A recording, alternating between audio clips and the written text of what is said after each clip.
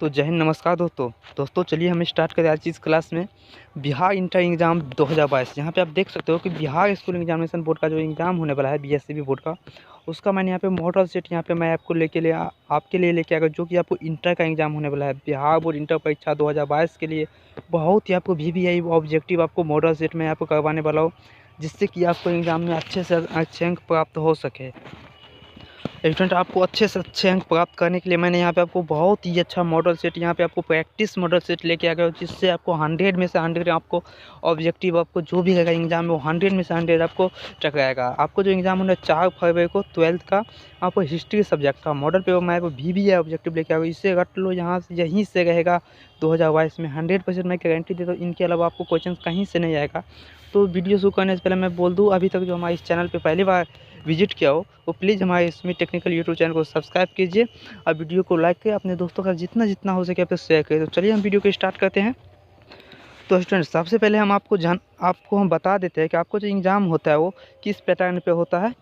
तो यहाँ पे देखिए, सबसे पहले एग्जाम में आपको ध्यान रखना है एक बात, कि ऊपर का निर्देश आपको जो भी दिया जाएगा उसको अच्छे से पढ़ना है, क्योंकि आपको क्वेश्चन दिया जाएगा 100 और उसमें से लिखना है 50। अगर आप नहीं पढ़ते थे अच्छे, आप 100 में 100 अगर टिक लगा भी देते हैं, आप बना भी देते हैं, तो उसमें से आपको नंबर भी कटने का चांस रहता है। तो यहाँ पे आपको डायरेक्ट दिया है कि 50 गुने 1 यानी कि आपको सिर्फ इसमें से आपको 50 क्वेश्चन को सोल्व करना है, जो भी आपको 1 नंबर का ऑब्जेक्टिव क्वेश्चन रहेगा। तो इसको हम पढ़ लेंगे कि पर्सन संख्या 1 से 100 तक प्रत्येक पर्सन के 4 विकल्प दिए गए हैं। आपको जो प्रत्येक क्वेश्चन है इनका आपको प्रत्येक का आपको 4 ऑप्शन दिया गया है, जिनमें एक सही, जिनमें से आपको एक को सही, आप जो भी सही वो अपने हिसाब से आपको देना है। एक सही है, आपको किन्हीं 50% का उत्तर देना है। आपको सिर्फ 50% का उत्तर देना है। अपने द्वारा चुने गए सही विकल्प को OMR शीट पर चिन्हित किया, यानी कि OMR शीट जो आपको दिया जाएगा, जो कि आप 10th के एग्ज़ाम में भी आप देखे होंगे, आप जहाँ पे कोचिंग एवं ट्यूशन करते हो वहाँ भी आपको प्रैक्टिस करवाई गई होगी। उस OMR शीट पे आपको सिर्फ 100 में से आपको जहाँ से भी बनता है वहाँ से आप 50 को ही आपको बनाना है। अगर 100 में 100 बना भी देते हैं तो आपका टाइम लॉस हो जाता है और कोई फ़ायदा नहीं होता, नंबर सिर्फ आपको 50 ही मिलता है। तो चलिए हम पहला आपको क्वेश्चन क्या है, 100 ऑब्जेक्टिव देते हैं, इसमें से 100% आपको 50 का 50 यहाँ पे आप बना के आओगे। इनके अलावा आपको कहीं से नहीं रहेगा बोर्ड में। तो चलिए हम देखते हैं पहला क्या है कि सांची, यहाँ पे देखते हो कि सांची का स्तूप किस धाम से संबंधित है, कि सांची का स्तूप किस धाम से संबंधित है। क्या हो जाएगा, बौद्ध धाम से। पहला क्या आंसर हो जाएगा, बौद्ध धाम से। उसको चलिए यहाँ पे सेकंड क्वेश्चन हम देखते हैं। यहाँ पे हिस्ट्री का सेकंड क्वेश्चन स्टूडेंट, अब हड़प्पा सभ्यता की सबसे महत्वपूर्ण विशेषता क्या थी। हड़प्पा सभ्यता की सबसे महत्वपूर्ण विशेषता क्या थी, तो आपको बताने के लिए बोला था। इसका आंसर हो जाएगा स्टूडेंट नगर योजना। आपको अच्छे से आपको नोटबुक में याद कर लेना है, आपको इसका स्क्रीनशॉट लेके नहीं तो वीडियो को रोक के आपको रख लेना है। इसी में से आपको 100% आपको 50 का 50 आपको मिल जाएगा। प्रत्येक दिन मैं आपको वीडियो अपलोड करता रहूँगा, continue model step by step.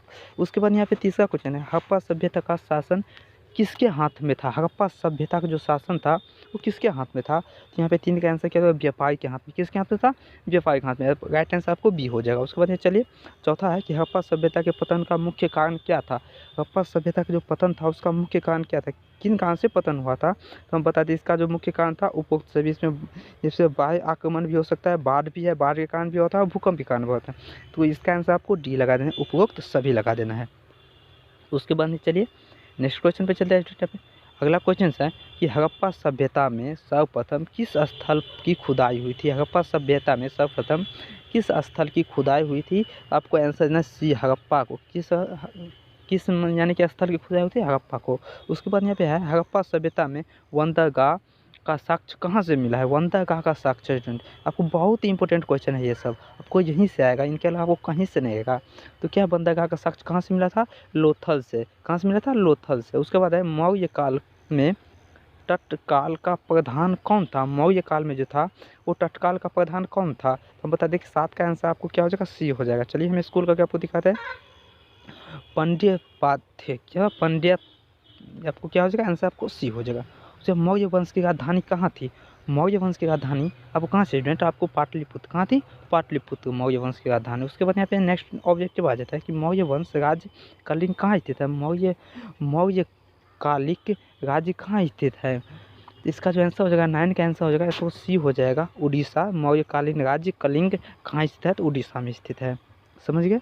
उसके बाद यहाँ पे नेक्स्ट क्वेश्चन में चलते हैं कि मौर्य शासन में समाहर्ता कौन था? समाहर्ता कौन सा मौर्य शासन काल में समाहर्ता आपको बी बता दें कि राजकीय कर संग्रह अधिकारी था। उसके बाद यहाँ पे 11 क्वेश्चन है कि मौर्य काल में वाहिदेव क्या था? वाहिदेव मौर्य काल में क्या था? ये बता दो आपको 11 का जो आंसर हो जाएगा आपको सी हो जाएगा भूमि दान। क्या था मौर्य काल? भूमिदान था उसका वाहिदेव। उस टाइम अशोक किस वैद्य भी अशोक के प्रभाव से बौद्ध बना है? तो अशोक का जो किस वैद्य भोग के प्रभाव से बौद्ध बना है, इसका जो आंसर हो जाएगा स्टूडेंट आपको क्या हो जाएगा? ये हो जाएगा उपगुप्त। क्या हो जाएगा? उपगुप्त के प्रभाव से उसमें बौद्ध बना है। उसके बाद यहाँ पे 13 नंबर क्वेश्चन आ जाता है स्टूडेंट यहाँ पे कि मौर्य काल में कलिंग की राजधानी कहाँ थी? मौर्य काल में जो कलिंग की राजधानी स्टूडेंट अब कहाँ थी? तो आपको तोबली। क्या हो जाएगा? तोबली हो जाएगा। उसके बाद अशोक के महेंद्र एवं संघमित्रा को धर्म प्रचार के लिए कहाँ भेजा था? यहाँ पे 14 का आंसर हो जाएगा आपको डी हो जाएगा श्रीलंका भेजा था। कहाँ भेजा था? श्रीलंका भेजा था।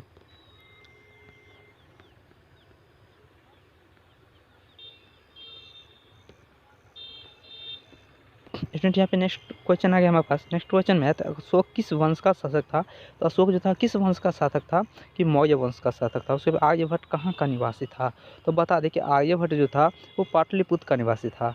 कहाँ का? पाटलिपुत्र का। उसके बाद है भारत का प्रथम नागरिकरण कब हुआ था? भारत का प्रथम नागरिकरण कब हुआ था? तो बताया यहाँ पे 17 का हड़प्पा काल में। कब हुआ था? हाँ, नागरिकरण हड़प्पा काल में हुआ था। उसके बाद यहाँ पे नेक्स्ट क्वेश्चन आता है गीता रहस्य किसकी रचना है? गीता रहस्य किसकी रचना है? कि आपको बाल गंगाधर तिलक की हो जाए। किसकी हो जाएगा?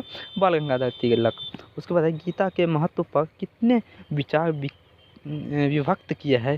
तो गीता के महत्व पर कितने विचार विभक्त किया है स्टूडेंट?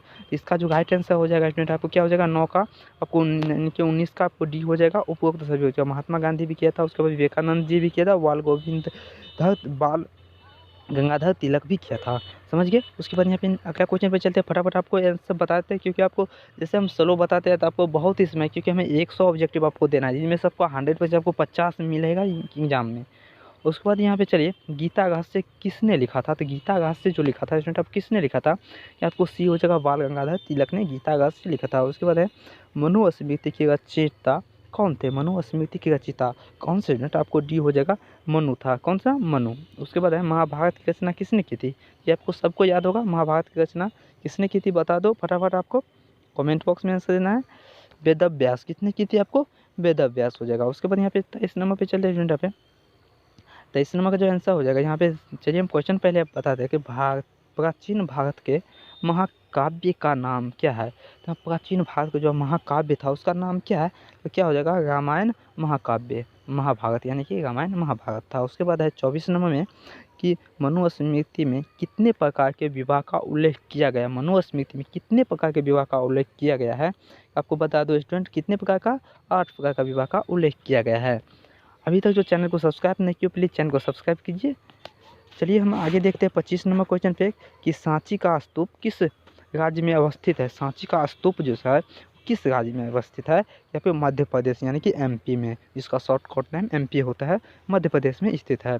बौद्ध का सारनाथ में दिया गया प्रथम उपदेश क्या कहलाता है? बौद्ध का प्रथम उपदेश क्या कहलाता है? सारनाथ में दिया गया है। तो चलिए देखिए 16 का क्या हो जाएगा? बी हो जाएगा धर्मचक्र प्रवर्तन। उसके बाद यहाँ पे 27 यानी कि 26 का होगा। अब 27 नंबर पे क्वेश्चन पे चलते हैं। त्रिपिटक में कौन सा ग्रंथ आता है? त्रिपिटक यानी कि आपको त्रिपिटक में कौन सा ग्रंथ आता है कि यहाँ पे आपको इनमें से आपको सभी हो जाएगा। सूत पिटक एवं अभिधर्म पिटक, अभिनव पिटक। यहाँ पे क्या हो जाएगा? इनका राइट आंसर आपको उपरोक्त सभी क्या हो जाएगा? डी हो जाएगा। उसके बाद चलिए नेक्स्ट क्वेश्चन पे चलते हैं कि इनमें कौन बुद्ध के प्रिय शिष्य थे? बुद्ध जो था उनका प्रिय शिष्य कौन था? इनमें से आपको चारों ऑप्शन दिया जाएगा बिहार बोर्ड में, उस पर आपको सही आंसर को आपको OMS सीट में भरना होगा कि कौन था। यहाँ पे 28 का आंसर आपको आनंद, आपको याद रखना है आनंद था। आपको अभी अगर अच्छे से याद कर ले तो उस टाइम उतना मेहनत नहीं करना, सिर्फ देखते ही आप बोल दोगे आंसर। उसके बाद यहाँ 29 नंबर पे चलते हैं स्टूडेंट। यहाँ पे 29 में है किसने शासनकाल में बौद्ध धर्म का विभाजन हीनयान और महायान में हुआ था? कि किसने क्या, किसके शासनकाल में हुआ था? तो 29 का जो आंसर हो जाएगा बी हो जाएगा। किनके काल में? कनिष्ठ के काल में। किनके काल में? कनिष्ठ के काल में किया गया था। उसके बाद यहाँ पे 30 नंबर क्वेश्चन आ जाता है बुद्ध के गृह त्याग की घटना क्या कहलाती है? बुद्ध जो था उनका जो गृह त्याग था उनकी घटना क्या कहलाता है? कि महाभिनिकी क्रमण, महाभिनिष्टि क्रम। क्या हो जाएगा? महाभिनिष्टि क्रम यानी कि आपको ऑप्शन डी हो जाएगा स्टूडेंट। स्टूडेंट अब हमारे पास आ गया 31 नंबर क्वेश्चन। 31वां ऑब्जेक्टिव में थे गौतम बुद्ध ने बौद्ध संघ की स्थापना कहाँ की थी। गौतम बुद्ध जो थी वो बौद्ध संघ की स्थापना कहाँ की थी, तो सारनाथ में। इसका आंसर क्या हो जाएगा, सारनाथ हो जाएगा। उसके बाद है अकबर का शासनकाल के रूप में कार्यकाल क्या था, तो अकबर जो शासनकाल क्या था वो कितने टाइम से कब तक किया था। यहाँ पे 32 का जो आंसर हो जाएगा, राइट आंसर क्या हो जाएगा 32 का, बी हो जाएगा। 1556 से 1605 ईस्वी तक उसने किया था। उसके बाद यहाँ पे नेक्स्ट क्वेश्चन है 33 नंबर 33 नंबर आता है। इसमें कहते हैं आइन ए अकबरी के अनुसार भूमि को कितने भागों में बांटा गया था। आइन ए अकबरी के अनुसार भूमि को कितने भागों में बांटा गया है, आपको 4 भागों में बांटा गया है। वीडियो पे बनेगा, यहाँ पे मैं बहुत इंपॉर्टेंट टॉपिक आपको बताने वाला हूँ। अच्छे से अच्छे हम यहाँ पे आपको चूज करके लाया हूँ, जो भी आपको एग्जाम से 100% आपको टकराएगा। उसके बाद है कि बाबरनामा या तजुक ए बाबरी के रचिता कौन है थे। बाबरनामा तजुक ए बाबरी के रचिता यहाँ पे आपको बताने की जरूरत है, कौन होगा, बाबर हो जाएगा। यानी कि आंसर आपका ऑप्शन ए को आपको टिक लगा देना है। उसके बाद 35 नंबर क्वेश्चन आता है। 35 नंबर में कहता है कि कुतुब मीनार का निर्माण किसकी स्मृति में किया गया था, किसकी स्मृति में किया गया था कुतुब मीनार का निर्माण। यहाँ पे 35 का आंसर किया जाए कुतुबुद्दीन विख्यात काकी के स्मृति में किया गया था। उसके बाद है कि मनसबदारी प्रथा की शुरुआत किसने की थी। मनसबदारी प्रथा का शुरुआत आपको बता किसने की थी, तो अकबर ने की थी। यानी कि राइट आंसर आपको सी में टिक लगा देना है। उसके बाद चलिए स्टूडेंट आपको बताते हैं आगे का क्वेश्चन क्या है, भूमि सुधार संबंधी जब्त प्रथा किसकी देन थी। भूमि सुधार संबंधी जब्त प्रथा किसकी देन थी। यहाँ पे 37 का आंसर आपको ए हो जाएगा, टोडर मल की देन थी। कितनी की, टोडर मल। उसके बाद यहाँ पे 38 नंबर आता है कि अकबर का मकबरा कहाँ स्थित है। अकबर का मकबरा स्टूडेंट आपको पूछ रहा है, इसमें कहाँ स्थित है, आपने पढ़ा होगा बुक में। यहाँ पे कहाँ स्थित है, आपको जल्दी आपको कमेंट करना है कि सिकंदरा में। कहाँ से, सिकंदरा में। उसके बाद यहाँ पे चलिए नेक्स्ट क्वेश्चन पे 40 यानी कि 39 नंबर क्वेश्चन पे। इसमें कहता है कि अकबर का जन्म कहाँ हुआ था। तो अकबर का जन्म बता दें कहाँ हुआ था, कि अमरकोटा में। कहाँ हुआ था, अमरकोटा में। उसके बाद यहाँ पे कि किस मुगल शासक ने सती प्रथा पर प्रतिबंध लगाया था। किस मुगल शासक ने सती प्रथा पर प्रतिबंध लगाया था। आपको फटाफट आपको आंसर देना है, क्या हो जाएगा आंसर आपको, ये हो जाएगा अकबर ने सती प्रथा पर प्रतिबंध लगाया था। राइट आंसर आपको ये हो जाएगा 40 का।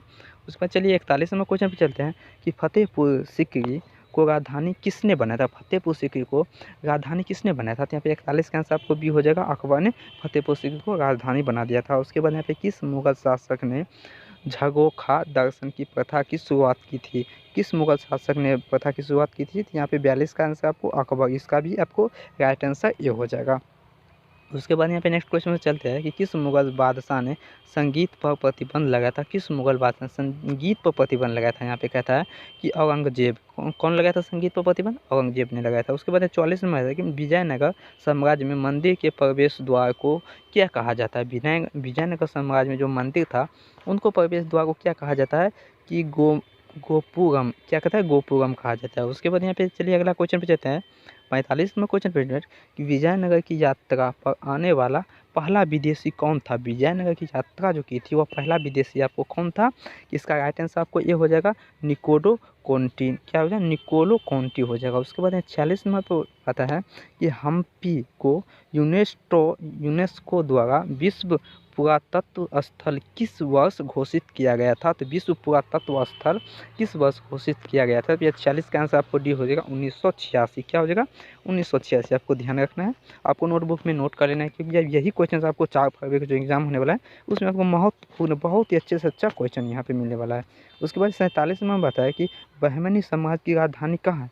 बहमनी समाज की राजधानी कहाँ है, कि बीदर हो जाएगा। कहाँ है, बीदर हो जाएगा। उसके बाद है तालीकोटा या राक्षतगढ़ी का युद्ध कब हुआ। तालीकोटा या राक्षतगढ़ी का युद्ध पूछ रहा है स्टूडेंट, कब हुआ था। आपको क्या हुआ, 1900 यानी कि 1565 में। कब हुआ था, 1565। आपको राइट आंसर आपको बी हो जाएगा। उसके बाद चलिए यहाँ पे अगला क्वेश्चन पे चलते हैं। चलिए यहाँ पे नेक्स्ट क्वेश्चन अब आ गया स्टूडेंट। यहाँ पे नेक्स्ट क्वेश्चन है, तो स्टूडेंट हमारे पास जो अगला क्वेश्चन आ गया, अगला क्वेश्चन कौन सा, चलिए हम देखते हैं। तो स्टूडेंट हमारे पास जो अगला क्वेश्चन है, ये क्वेश्चन है यहाँ पे 49 जो है, सूती संतों के केंद्र को क्या कहा जाए। सूती संतों के केंद्र को क्या कहा जाता है। तो यहाँ आपको आपको सी हो जाएगा, खान का हो जाएगा। क्या हो, खान का, या फिर राइट आंसर आपको सी हो जाएगा। उसके बाद 50 नंबर क्वेश्चन स्टूडेंट पर सूती परंपरा में गुरु को क्या कहा जाता है। सूती परंपरा में जो गुरु को क्या जाता है वो पीर कहा जाता है। क्या कहता है, पीर कहा जाता है स्टूडेंट। तो चलिए वीडियो पे बनेगा तो यहाँ पे हमारे पास जो नेक्स्ट टॉपिक आ गया, नेक्स्ट क्वेश्चन जो है 51 नंबर क्वेश्चन, सूती परंपरा के शिष्य को क्या कहा जाता है, यानी कि शिष्य को इसमें पूछा है तो क्या कहता है, मुरीद कहा जाता है। उसके बाद भारत में चिश्ती सिलसिला के यहाँ पे संस्थापक कौन था, भारत में चिश्ती सिलसिला के संस्थापक कौन था। यहाँ पे 52 का आंसर हो जाएगा बी हो जाएगा ख्वाजा मुइनुद्दीन, यानी क्या राइट आंसर आपको बी हो जाएगा 52 का। उसके बाद 53 है, किस सिख गुरु का जन्म पटना में हुआ था, किस सिख गुरु का जन्म पटना में हुआ था। ये आपको बिहार की बात है। यहाँ पे हम बताते कि आपको 43 यानी कि 53 का जो आंसर हो जाएगा वो क्या हो जाएगा, 53 के आंसर आपको सी हो जाएगा, गुरु गोविंद सिंह के जन्म आपको पटना में हुआ था। उसके बाद यहाँ पे नेक्स्ट क्वेश्चन पे चलते हैं 54 नंबर क्वेश्चन पे, किस विदेशी यात्री ने पुराणों का अध्ययन किया था, विदेशी यात्री यहाँ पे पुराण का अध्ययन किया था। यहाँ पे 54 का आंसर हो जाएगा अलाउद्दीन ने, यानी कि आंसर आपको ये हो जाएगा। उसके बाद चलिए अगला क्वेश्चन देखते हैं, भारत में सती प्रथा का आंखों देखा हाल प्रस्तुत किया है, यानी कि कौन किया है। आपके 55 का आंसर हो जाएगा ए हो जाएगा, क्यों हो गया राइट आंसर आपको 55 का ए हो जाएगा। उसके बाद यहाँ पे 56 नंबर क्वेश्चन स्टूडेंट आप गया है कि इन बतूता की पुस्तक का नाम क्या है, इन बतूता की पुस्तक का नाम यहाँ पे 56 का आंसर आपको सी हो जाएगा किताब उग हेल्हा, क्या होगा हेल्हा, क्या है आंसर आपको सी हो जाएगा 56 का। उसके बाद यहाँ पे चले 57 नंबर क्वेश्चन पे, ये किताब उग हेल्हा किसकी यात्रा त्यांत है। यहाँ पे 57 का जो राइट आंसर हो जाएगा सी हो जाएगा, किसकी है राइट आंसर आपको सी हो जाएगा। उसके बाद यहाँ पे चलिए 58 नंबर क्वेश्चन पे, 58 नंबर क्वेश्चन पे कि पृथ्वीराज राजसौ के लेखक कौन है, पृथ्वीराज राजसौ के लेखक। यहाँ पे 58 का आंसर आपको डी हो जाएगा, क्या हो जाएगा डी में आपको चंदवंदर दाही, क्या हो चंदवंदर दाही हो जाएगा। उसके बाद यहाँ पे चलते 59 नंबर क्वेश्चन पे कि दिल्ली सल्तनत को पहली और अंतिम महिला शासक कौन थी, दिल्ली सल्तनत जो था उसकी पहली एवं अंतिम महिला शासक आप कौन थी, रजिया। उसके बाद है कि दिल्ली सल्तनत का अंतिम सुल्तान कौन था, तो दिल्ली सल्तनत का जो अंतिम सुल्तान था वो इब्राहिम लोदी था, कौन था इब्राहिम लोदी, राइट आंसर आपको सी हो जाएगा। उसके बाद चलिए अगला क्वेश्चन पे देखते हैं 61 नंबर पे कि डिस्कवरी ऑफ इंडिया किसकी रचना है, ये भी बहुत महत्वपूर्ण है। डिस्कवरी ऑफ इंडिया को जवाहरलाल नेहरू की रचना है, डिस्कवरी ऑफ इंडिया। उसके बाद पुर्तगालियों ने गोवा पर कब अधिकार किया था, पुर्तगाली जो था वो गोवा पर अधिकार कब किया था, तो इसका आंसर आपको 1510 ईस्वी में हो जाएगा। वास्को डी गामा किस वर्ष भारत के समुद्र मार्ग खोज की थी, वास्को डी गामा। यहाँ पे देख सकते अगला क्वेश्चन 63 नंबर क्वेश्चन है कि वास्को डी गामा ने किस वर्ष आपको समुद्री यात्रा की खोज की थी भारत में।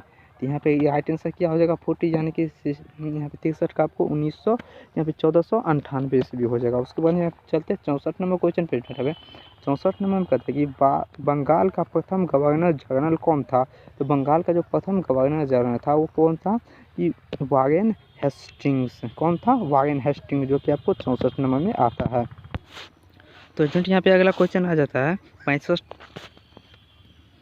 तो क्या है यहाँ पे बंगाल में वैध शासक की स्थापना किसने की थी, बंगाल में जो था वैध शासक की स्थापना किसने की थी, तो यहाँ पे बी हो जाएगा क्वाइड ने, किसने की थी क्वाइड ने। उसके बाद यहाँ पे है यहाँ पे 66 नंबर क्वेश्चन में कि कलकत्ता में अंग्रेजी की सिलेबस यानी कि किलेवंद वंती का नाम क्या था, किलेवंद वस्ती का नाम क्या था कोलकाता में, तो यहाँ पे 66 का जो आंसर हो जाएगा आपको सी हो जाएगा फोर्ट विलियम, क्या था फोर्ट विलियम हो जाएगा। उसके बाद यहाँ पे चलिए अगले क्वेश्चन पे 67 नंबर क्वेश्चन में आता है कि कलकत्ता में सर्वोच्च न्यायालय की स्थापना कब हुई थी, जो कलकत्ता का सर्वोच्च न्यायालय था उसका स्थापना कब हुआ था, तो यहाँ पे 67 का जो राइट आंसर हो जाएगा बी हो जाएगा और 1773 ईस्वी में। उसके बाद अस्थायी बंदोबस्त कहाँ लागू किया गया था, तो अस्थायी बंदोबस्त जो था वो कहाँ लागू किया गया था, तो बंगाल में अस्थायी बंदोबस्त लागू किया गया था।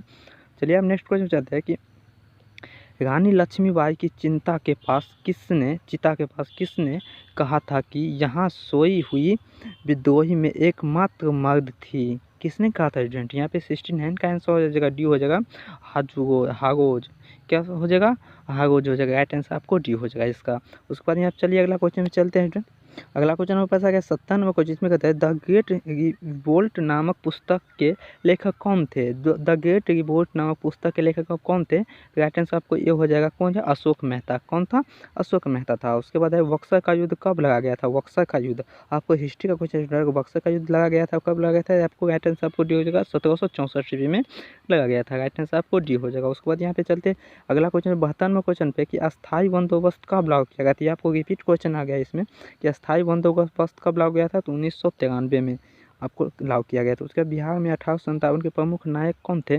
बिहार में 1857 के प्रमुख नायक यहाँ पे कौन थे? जैसे आपको कुंवर सिंह हो जाएगा, क्या हो जाएगा? कुंवर सिंह हो जाएगा।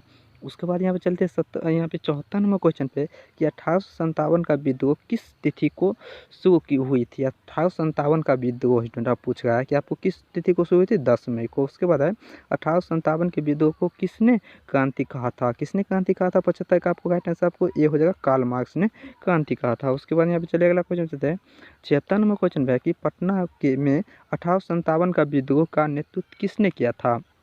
उसका नेतृत्व विरोध जो किया था किसने किया था? किसका? पीग अली ने।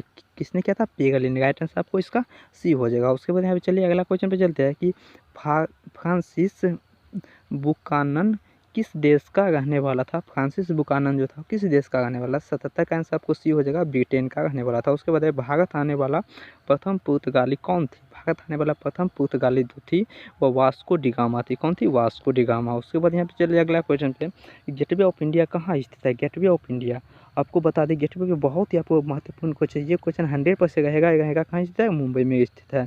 उसके बाद देखिए पोर्ट विलियम किस शहर में स्थित है? पोर्ट विलियम किस शहर में स्थित है? 80 का आंसर आपको डी हो जाए, कोलकाता में। पोर्ट विलियम कहाँ स्थित है स्टूडेंट? आपको कोलकाता में आपको ध्यान रखना है। चलिए आप बहुत ही कम ही क्वेश्चन करके इसको आप उसके बाद यहाँ पे नेक्स्ट क्वेश्चन पे चलेंगे। 80 नंबर क्वेश्चन पे आ जाते हैं यहाँ पे। चलिए यानी कि 81 में डलहौजी किस नीति को कहा जाता है? डलहौजी किस नीति को कहा जाता है? 81 नंबर क्वेश्चन है। इसका जो आंसर आपको देना है जो आप फटाफट कमेंट बॉक्स में कीजिए। 81 का आंसर आपको सी हो जाएगा, हड़प्पा नीति को डलहौजी कहा जाता है। उसको 1857 की क्रांति का पहला विद्रोह कहाँ हुआ था? वह 1857 का पहला विद्रोह था वो मेरठ में हुआ था। कहाँ हुआ था? मेरठ में हुआ था। उसके बाद यहाँ पे चलते हैं, 7 द्वीपों का नगर किसे कहा जाता है? यहाँ पे 7 द्वीपों का नगर आपको किसे कहता है? कि शिमला को कहा जाता है। आपको आंसर आपको 83 के आंसर आपको शिमला हो जाएगा, 7 द्वीपों का नगर शिमला को कहा जाता है। उसके बाद यहाँ पे चलिए 84 नंबर में कि अंग्रेज ने शिक्षा का माध्यम अंग्रेजी कब बनाया था? शिक्षा का माध्यम जो अंग्रेज बनाया था वो कब अंग्रेजी बनाया था? यहाँ पे 84 के आंसर हो जाएगा सी हो जाएगा, 1835 ईस्वी में शिक्षा का माध्यम बनाया था। उसके बाद सेंट फोर्ड जॉर्ज किस शहर में है? सेंट फोर्ड जॉर्ज 85 का आंसर हो जाएगा आपको क्या हो जाएगा? डी हो जाएगा, मद्रास में। कहाँ स्थित है? मद्रास में हो जाएगा। उसके बाद चलते यहाँ पे 86 नंबर क्वेश्चन पे कि भारत की राजधानी किस वर्ष कलकत्ता से दिल्ली किया गया? यानी कि भारत की राजधानी अभी दिल्ली है, पहले कलकत्ता था, वो किस वर्ष किया गया था? आपको 86 का राइट आंसर हो जाएगा। किस कब किया गया था? आपको 1911 में दिल्ली कर दिया गया था। उसके बाद कलकत्ता किस नदी के किनारे स्थित है? तो कलकत्ता आपको फटाफट आपका आंसर दीजिए। कलकत्ता कहाँ स्थित है? कि हुगली नदी। किस नदी किनारे? हुगली नदी के किनारे कलकत्ता स्थित है। उसके बाद यहाँ पे है कि गांधी जी को अंग्रेजों ने प्रथम विश्व युद्ध में योगदान के लिए कौन यहाँ पे दी थी? यहाँ पे थोड़ा आंसर आपको क्वेश्चन कट हो गया है, तो यहाँ पे 88 का जो आंसर हो जाएगा आपको क्या हो जाएगा? 88 का आंसर आपको सी हो जाएगा, केसर ए हिंद। क्या हो जाएगा? केसर ए हिंद हो जाएगा। उसके बाद है यहाँ पे 89 नंबर क्वेश्चन कि राजस्व पार्टी का गठन किसने किया था? तो राजस्व पार्टी का जो गठन किया था वो 89 क्वेश्चन आपको डी हो जाएगा, चित्तरंजन दास ने किया। चित्तरंजन दास ने किया था। तो स्टूडेंट हमारे पास 90 नंबर क्वेश्चन आ गया। 90 नंबर क्वेश्चन में है कि 1938 में सुभाष चंद्र बोस ने किसकी हरा कर कांग्रेस के अध्यक्ष बने? यहाँ पे किसको हरा के कांग्रेस के अध्यक्ष बने थे? तो यहाँ आपको डी हो जाएगा, पटरा भी सिटी रमैया को। किसको? पटरा भी सिटी रमैया का। आपका राइट आंसर आपको डी हो जाएगा। उसके बाद क्रिप्स प्रस्ताव को किसने पोस्ट स्टेट चेक किया था? कि आपको 91 का आंसर आपको हो जाएगा, गांधी जी ने आपको चेक किया था। उसके बाद यहाँ पे 92 यानी कि 92 का ऐसा है कि भारत छोड़ो आंदोलन किस वर्ष लागू किया गया था? कि भारत छोड़ो आंदोलन आपको किस वर्ष? 1942 में लागू किया गया था। महात्मा गांधी का जन्म कब हुआ था? 2 अक्टूबर। आपको फटाफट आंसर दीजिए आगे क्या होगा? 2 अक्टूबर को किया था। ईस्वी कौन सा था? आपको क्या था? 1869। कितना? 1869। 2 अक्टूबर 1869 गांधी जी के आपके जन्म हुआ था। उसके बाद है कि द्वितीय विश्व युद्ध किस वर्ष प्रारंभ किया गया था? द्वितीय विश्व युद्ध कब प्रारंभ किया गया था स्टूडेंट? तो फटाफट दीजिए, 1939। क्या हो जाएगा? राइट आंसर आपको सी हो जाएगा, 1939 को द्वितीय विश्व युद्ध प्रारंभ किया गया था स्टूडेंट। उसके बाद यहाँ पे 95 नंबर कागोयामा का नारा किसने दिया था? कागोयामा का नारा ये हो जाएगा 45 में गांधी जी ने। किसने दिया था? गांधी। अब चलिए नेक्स्ट क्वेश्चन हमारे पास 96 नंबर आ गया है। इसमें कहते हैं भारत का लौह पुरुष किसे कहा जाता है? तो भारत का जो लौह पुरुष कहा जाता है बी हो जाएगा, क्या हो जाएगा? वल्लभ भाई पटेल को लौह पुरुष कहा जाता है। उसके बाद भारतीय संविधान सभा का गठन किस वर्ष हुआ था? तो भारतीय संविधान सभा का जो गठन हुआ था 1946 में किया गया था। कब किया गया था? 1946 में। उसके बाद यहाँ पे 97 नंबर को यानी कि 98 नंबर का क्वेश्चन जो है ये है कि भारतीय संविधान के संप्रभुता निहित है। कब निहित है? 98 का नंबर का जो आंसर हो जाएगा ये हो जाएगा राष्ट्रपति ने निहित की। किसने निहित की था? राष्ट्रपति ने। उसके बाद है कि दिल्ली चलो का नारा किसने दिया था? दिल्ली चलो का नारा 99 के आंसर आपको क्या हो जाएगा? ये हो सुभाष चंद्र बोस। किसने दिया था? सुभाष चंद्र बोस ने दिया था। उसके बाद यहाँ पे अगला क्वेश्चन है कि 1947 में भारत की स्वतंत्रता के समय ब्रिटेन का प्रधानमंत्री कौन था? 1947 में जो भारत की स्वतंत्रता ब्रिटेन का प्रधानमंत्री आपको बताया कौन था? कि बी हो जाएगा इटली। क्या हो जाएगा? इटली। भारत का प्रधानमंत्री का नाम इटली था। तो स्टूडेंट आज की क्लास में मैंने आपको 100 नंबर का ऑब्जेक्टिव यानी कि 100 ऑब्जेक्टिव आपको बताते हो। इनमें से अगर आप अच्छे से तैयारी कर लेते हो तो 100% आपको 50 का 50 आपको बोर्ड में मिल ही जाएगा। इनके अलावा आपको कहीं से नहीं रहेगा। तो इस चैनल वीडियो को देखने के लिए आपका बहुत बहुत धन्यवाद। अभी तक अगर चैनल को सब्सक्राइब नहीं किए हो प्लीज़ चैनल को सब्सक्राइब कीजिए और वीडियो को लाइक कीजिए। तो चलिए अब मिलते हैं कल की क्लास में अगले एक नए टॉपिक के साथ। तब तक के लिए जय हिंद, वंदे मातरम।